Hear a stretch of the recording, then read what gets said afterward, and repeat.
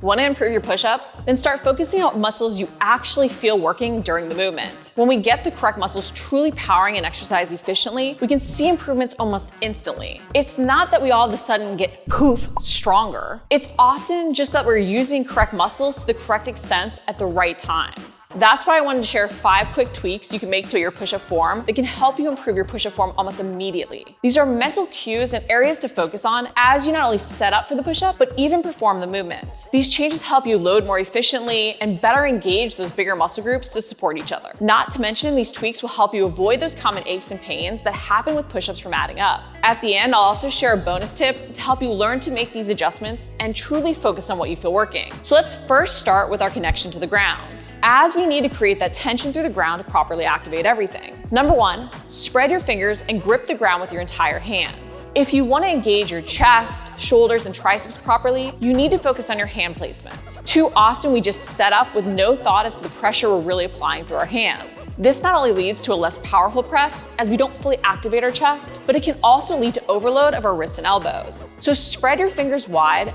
and focus on gripping the ground with every fingertip as well as your thumbs. You want your middle fingers pointing straight ahead as well. This helps keep your shoulders in a good position. Often we may find our hands want to turn in as our elbows flare out. And not only does this overload our wrists and elbows, but it internally rotates our shoulders and can lead to us shrugging and ending up with neck or rotator cuff issues. It also prevents us from having a stronger press because our chest can't engage correctly and neither can our back. So don't just rush the setup. Focus on your hands outside your chest and that tension in the ground through your entire hand. This intentionality in your setup and tension down into the ground will not only help you better activate your pecs and protect your upper body, but it will also set you up for success with tweak number 5 to improve the push back up to the top of the push-up. But you don't want to only focus on your hands' connection to the ground. You also want to pay attention to your feet, because the efficiency and the tension you create from your head to your heels can help you more easily bust out those push-ups. That's why number 2 is drive back through your heels. When you set up and place your hands outside your chest, you want to focus on pushing backward through your heels off the balls of your feet. This helps you flex your quads and better creates that tension all the way up your body so you aren't overloading your chest, shoulders, and triceps. Too often, we end up pushing forward off of our toes, which creates more strain and resistance on our upper body, making our press less efficient. By driving back through your heels,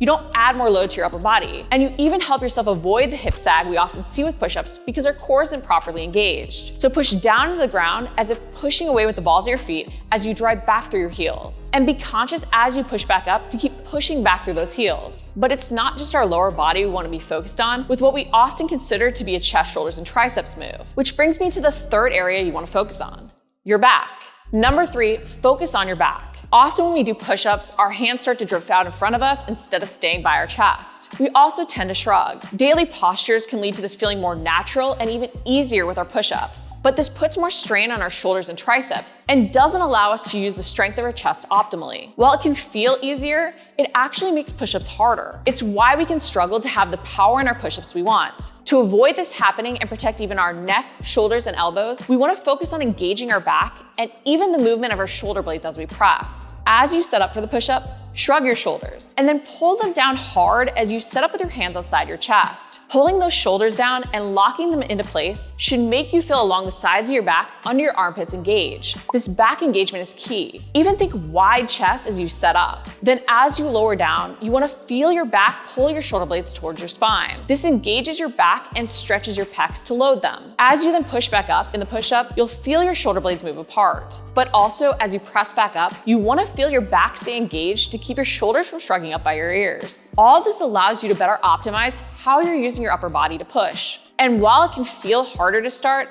as it's breaking what feels natural, it ultimately will allow you to use the power and strength of those bigger muscles more. It is all about using what is meant to power the movement and using those muscles efficiently. That's why you should also want to focus on tension in different muscles at different points. What you focus on in your setup may change as you lower down, and then especially as you move to push back up. Ever notice you can lower down, but if you lower down just a bit too far, you can't push back up? Finding this is holding you back from that full range of motion in the push-up? This transition and push back up means changing what you're focusing on to keep that clear tension throughout your body. It's why adjustment number 4 is to exhale and squeeze your butt as you push back up. We're stronger in the eccentric portion of the push-up, which is the lower down. That's why we can find the push back up is where we lose tension and struggle. Often we might find our chin tucks or our hips sag, and then our elbows want to really flare out. By exhaling on that exertion to push back up, we can help ourselves create better core tension and avoid the sag to push back up as one unit. And by squeezing our glutes, we can avoid our butt wanting to push up first as well. So when you hit what may feel like a stick point, exhale hard and squeeze your butt to control your form as you push back up. And while the exhale and butt squeeze can help with maintaining that nice plank position, tweak number 5 can help you keep that nice upper body position and even help you continue to drive back into your heels to further reinforce the plank position.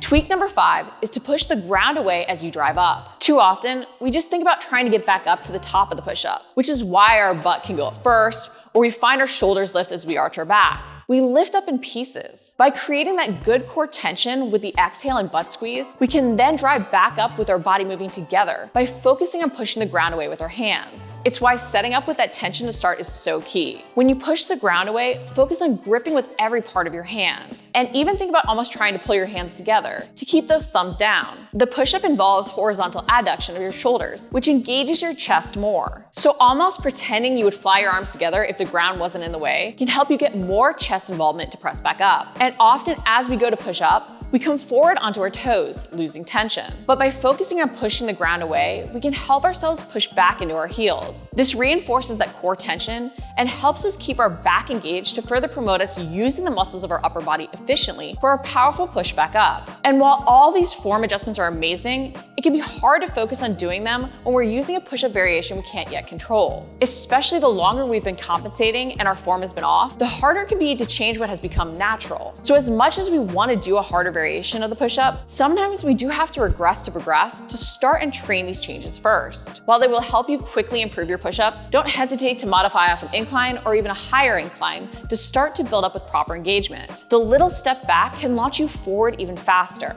Improving your movements, especially even feeling stronger, is partly about the efficiency of movement. Use these cues and form tweaks to help you rock those push-ups by getting the correct muscles working together more efficiently. If you like the video, make sure to like it, comment below if you have any questions, and subscribe. We're posting new videos each week.